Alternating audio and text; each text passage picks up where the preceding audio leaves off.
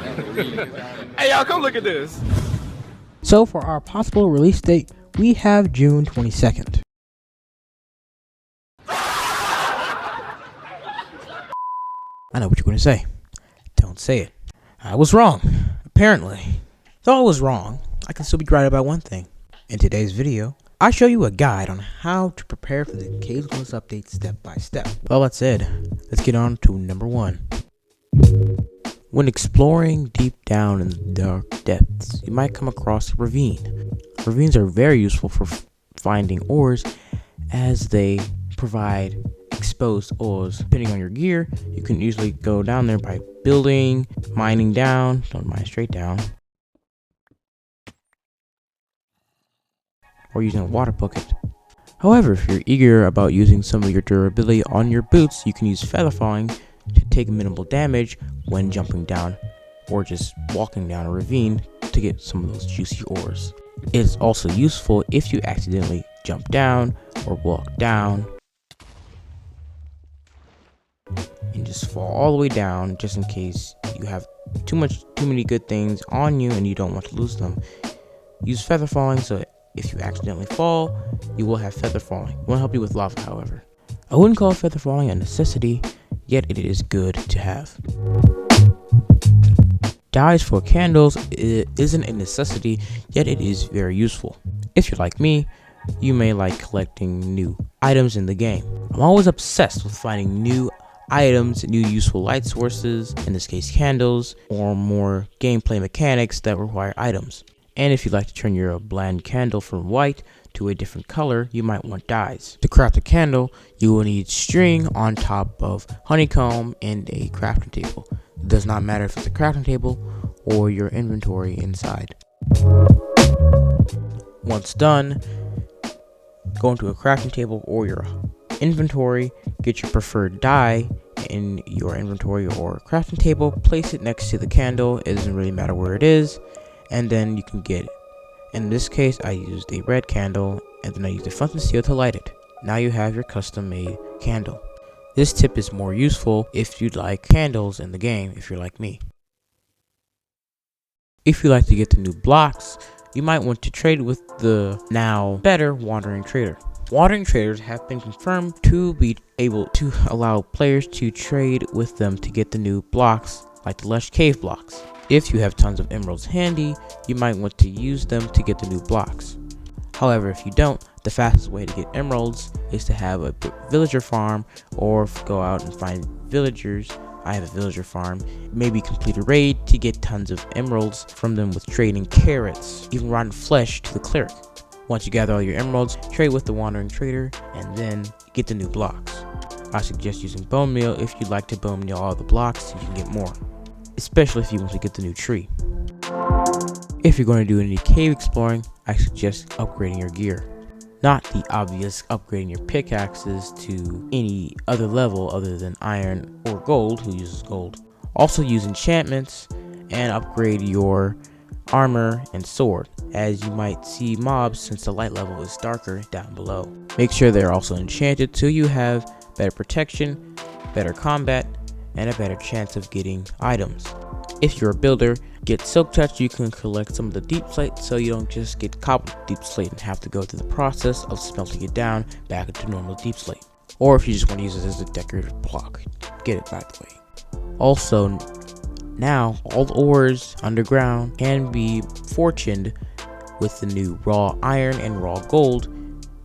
You can easily use any type of pickaxe that is the right level, of course, mine the ore, and get 2 or 3 more than you originally would have gotten. Fortune 3 is recommended, but anything will work.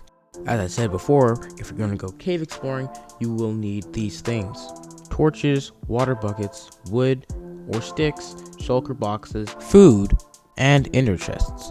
Torches will be good for finding your way back up and to light your way as you go. Water buckets are good if you find underground ravines and you'd like to get down, or you can MLG, I guess. I suggest putting it on a piece of stone and just swimming all the way down, getting the items and going back up. That's what I do all the time. Shulker boxes will be good for storaging items you find, and just using necessities such as torches and water buckets. Wood and sticks, you might be asking why you need them. I suggest having wood just to save up room in your inventory. You will need them because you can easily find coal down there, so you can craft more torches if you run out. I suggest, like I said before, just having logs, so then you can change them into wood, then you can change them into sticks to save inventory space. Ender chests are another good example of storage. I suggest bringing 2, just in case you leave one down and forget your other silk touch pickaxe, so you can easily mine it back up, which, I mean, why would you do that? Or for more storage. This is what your ender chest, your 2 shulker boxes, and your inventory should look like so far. This is a big thing to not do, which, if you had your world for 3 years like me, unfortunately, you've probably done this already. You have probably explored way too much, which, don't get me wrong, exploring in Minecraft is a good thing. However, when you explore too much, and if you were part of the Nether update, you know this already, you will not be able to spawn in new chunks to find a new thing. In this update, we're getting new copper ore and amethyst geodes, which will not spawn in already spawned chunks. If you already explored too much like I have in my main world, consider using nether portals, as they're one of the fastest way to travel in Minecraft. Get some obsidian, place it in the shape of a nether portal, in this case a rectangle, go through it and travel maybe a few hundred blocks, because every block traveled in the nether is 8 blocks traveled in the overworld. You can use this as an advantage to get across the overworld fast. And hey, we're halfway into the video, sort of. If you'd like to subscribe, go ahead right now. I do Minecraft occasionally update news, for the most part, and I have some new planned live streams. I'll be streaming mostly all day next week for the new Caves and Cliffs updates, which was announced to be June 8th. If you made it this far, make sure you also like the video. I really appreciate it if you do that. Anyway, with that shameless promotion out of the way, let's continue on. Exploring these caves will be dark, mysterious, dangerous, and fiery. Because of this, you might want to bring some potions along with your trip. Potion brewing is probably one of the most underrated things you can do in the game. Potions aren't really a necessity, but they're very recommended. The 3 potions I suggest bringing are night vision to see underground if you don't want to bring torches. Still suggest you use torches because they not only give you light, but they also allow you to find a way back up. But anyway, an underwater breathing potion if you want to find some aquifers to find the cute little axolotls, or fire resistance for obvious reasons. To brew night vision, you will need an awkward potion and carrots, golden carrots to be exact. Get water bottles, place them in the 3 boxes, unless you just have one, then place them in the boxes, which is what matters. Use nether wart to make awkward potion in the top box. Wait until that brews. Get the awkward potion, then make a golden carrot using gold nuggets and 1 carrot. You'll need 8 nuggets. Put the golden carrot in the ingredient brew slot, and then you have night vision. For water breathing potion, you'll need an awkward potion and pufferfish this time. You will also need an awkward potion to make fire resistance. For fire resistance, get an awkward potion as well as magma cream. Using redstone, I suggest extending the duration of the potion. And if you have friends, I suggest using gunpowder to make a splash potion, so you can throw them at your feet, and you and your friends will have a splash potion of whatever. I suggest not using all of your fire resistance potions and making them splash potions, as if you were in lava, throwing a splash potion up in the air will probably result in it burning anyway. TNT is one of the many explosive blocks in the entire game. When lit with TNT, TNT will make a hissing sound similar to the creeper, and then explode, as you expect. As I have done with the nether update to find netherite, using TNT to blow up some stone will be useful for finding some of the new copper ores, though it's kind of easy to find them, or the geodes. However, unlike netherite, things like copper and geodes can be blown up via TNT. Thus, you might want to be careful or not even use TNT at all. It still is useful for traveling though. This is more of a helpful tip than a necessity. If you're going to be collecting some of the new blocks underground, such as the amethyst geode things, or any of the copper ore, and any of the other ore that you just find down there, as well as some of the new blocks, you might want a clean inventory, or at least more storage. Personally, having a full inventory, especially when trying to get the item that I really want to get, it is very annoying to me. Searching for the most useless items in my inventory to dump out, and sometimes even me resorting and dumping out something that was pretty good, not enough for like diamond level or anything, becomes an infuriating process. Dumping your inventory out and cleaning it up should be helpful to you. This seemingly simple change could really help you in the long run, especially if you come across some diamonds while mining. This one might come as a surprise to you. A bed.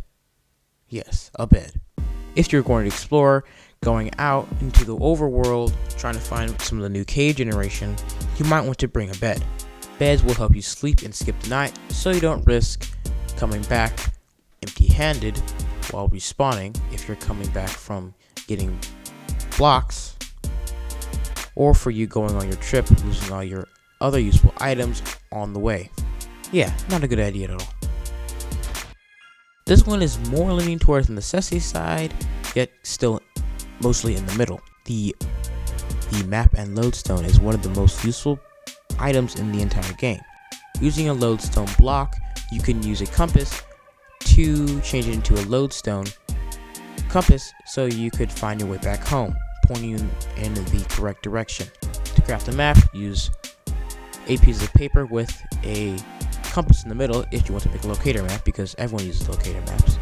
If you have multiple in your world, I suggest naming this one home. This will be easier for you to get home once you get all your blocks. I suggest hurrying up into your world if you do not have a lodestone yet, hurrying up to get all these items prepared, especially the lodestone, so you will be prepared for the Caves Eclipse update next week. There are probably more. I just don't want to steal every YouTuber's idea. Most of these I came up with, but I hope you found this video useful. The thing I would start doing right now, just a suggestion, I suggest going to the nether to find some netherite. You will need 4 netherite scraps. Get those with some gold, make an ingot, and then use chiseled stone to get your first lodestone.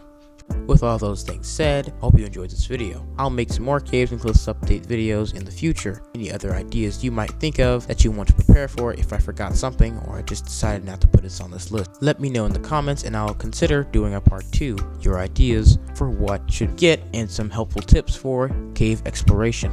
If you enjoyed this video, please consider leaving a like on it as well as subscribing. I'm trying to get to 300 subscribers before the end of the summer, which I can only do with your help obviously. But I'll see you guys in the next video. Make sure you click on any of the videos you see on screen. Farewell.